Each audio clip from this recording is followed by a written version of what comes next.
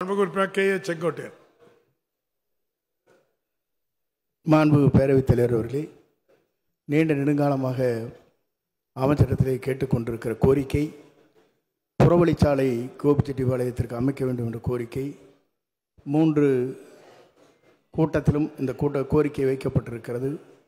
பொதுமக்களுடைய நலன் கருதி அங்கே இட நெருக்கடி ஏற்படுகிற காரணத்தின் அடிப்படையில் இதை மீண்டும் பரிசீலித்து புறவழிச்சாலை அமைப்பதற்கு அரசு முன்வருமா என்பதை உங்கள் மூலம் அறிய விரும்புகிறேன். மாண்புமிகு அமைச்சர் அவர்கள்.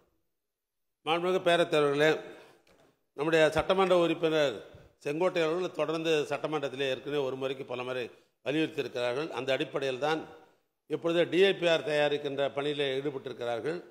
எனவே அதுக்கு போதுமான அளவுக்கு அங்கே போக்குவரத்து செறிவு இருக்குமேயானால் இந்த திட்ட மதிப்பெல்லாம் தயார் செய்யப்பட்டு முதலமைச்சர் கவனத்துக்கு கொண்டு நிதித்துறையில் பணம் பெறுகிற பொழுது அதுக்கு ஒப்பந்தங்கள் கோரப்பட்டு அந்த பணிகள் நடைபெறும். இப்பொழுது டிஐபிஆர் நடைபெற்றுக் கொண்டு